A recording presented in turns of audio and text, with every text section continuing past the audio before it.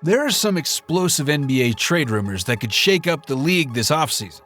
We're at that point in the offseason where things have calmed down and player movement isn't as frantic as it was during the early days of free agency. But don't be fooled, there's still plenty of time for some major trades to go down before the new season kicks off.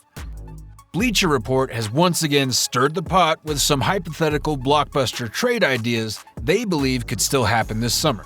We're talking about moves involving players often rumored to be on the trade block. As always, I'll break down each trade, analyzing whether it makes sense, why the teams involved might do it, and who stands to benefit the most. The first trade involves the Atlanta Hawks and the Utah Jazz. The Hawks would receive Lauri Markkanen, while the Jazz would get Onyeka Okongwu, Dyson Daniels, Kobe Buffkin, and 2 first-round picks. This would be a jaw-dropping move for the Hawks. Lauri Markkanen had a breakout season last year, showing he can be a cornerstone player. For the Hawks, adding Markkanen gives them a versatile big man who can stretch the floor and create his own shot. The Jazz, on the other hand, are getting a promising young center in Onyeka Okongwu, who has shown flashes of defensive brilliance. Dyson Daniels and Kobe Buffkin add depth and potential, while the 2 first-round picks give them flexibility for the future. This trade could make sense for both teams, but it all depends on how much the Hawks value Markkanen's potential impact.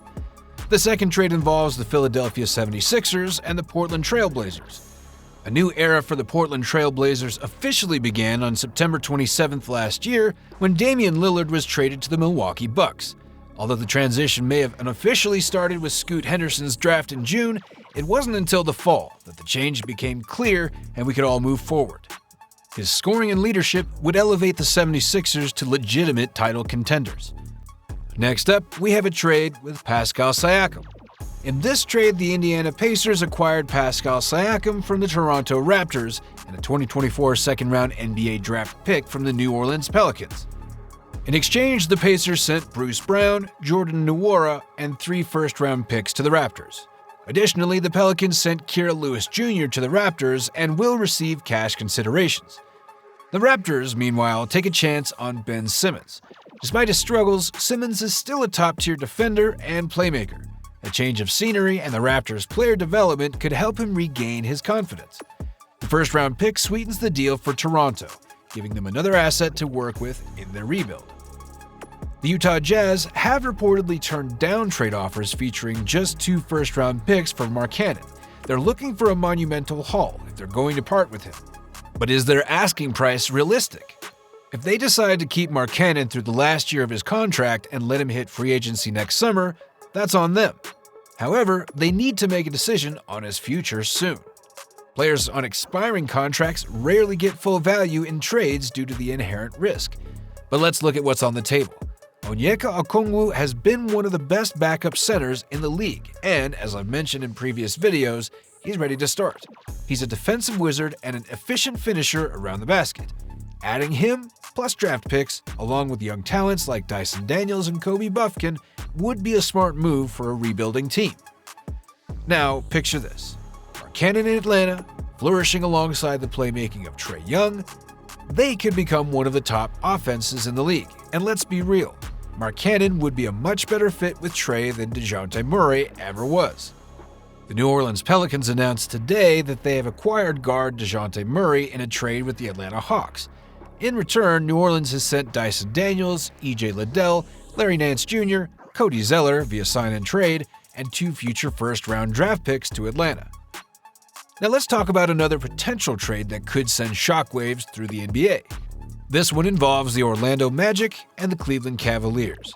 The proposed trade would send Darius Garland and Jalen Tyson to the Magic in exchange for Jalen Suggs, Wendell Carter Jr., and Cole Anthony. Darius Garland finds himself in an awkward position in Cleveland. The Cavaliers just locked up Donovan Mitchell for 3 more years with a lucrative contract extension, making it clear that Mitchell is their priority. Since Mitchell's arrival, the fit between him and Garland in the same backcourt has had some noticeable growing pains. Garland hasn't been the same player he was before the trade when he was an all-star running the offense with confidence. Both guards are at their best when they can run the show, so even though Garland and Mitchell may not have personal issues with each other, the team needs to make moves for the sake of chemistry and performance. This has led to Garland popping up in trade rumors. The Orlando Magic, on the other hand, are in desperate need of an all-star caliber point guard to revitalize their lackluster offense. This trade seems like a match made in heaven. Normally, I'd expect some draft compensation in a trade for a star player, but it's hard to argue against the value here. Garland is coming off a down season, and Jalen Suggs has shown all-defense potential. Wendell Carter Jr. is a solid big man on both ends of the floor, and Cole Anthony is a reliable scorer off the bench. The Magic can't afford to trade away 3 contributors like this because of their depth and recent draft success. The Cavaliers, in return, would gain more depth with non-ball dominant players who can fit into their system better. It's a win-win situation for both teams. The Indiana Pacers and the New Orleans Pelicans, the Pacers would receive Brandon Ingram, while the Pelicans would get Miles Turner and Aaron Nesmith. Now, there's been a lot of talk about Brandon Ingram lately, and honestly, I think the negative connotation around him is way overblown. It's a classic case of recency bias, but even with that said, I don't like this trade at all for the Pacers. The Pacers had a breakout season last year, thanks to their up-tempo offense that constantly puts pressure on defenses. They don't really need another shot creator like Ingram, especially since they added Pascal Siakam last year. What they need now is to solidify their defense. Trading away their starting center, Miles Turner, who has been one of the best shot blockers in the league since he got drafted, makes no sense. They aren't getting a replacement for him in this trade, and there are no viable replacements left in free agency either. Pascal Siakam isn't a great option to play as a small ball center, so that wouldn't be wise. The other bigs on the Pacers roster are inexperienced. Isaiah Jackson is solid in spurts, but not ready to start, and James Wiseman is still trying to prove he belongs in the NBA. Trading away Turner would leave a huge gap in their defense, which is crucial for their success. On the flip side, the Pelicans would benefit from adding Miles Turner. He's a defensive anchor and would fit perfectly into their lineup, providing much-needed shot blocking and defensive prowess. Aaron Nesmith would be a nice addition too, bringing some shooting and versatility to their roster. This trade could really help the Pelicans bolster their defensive identity.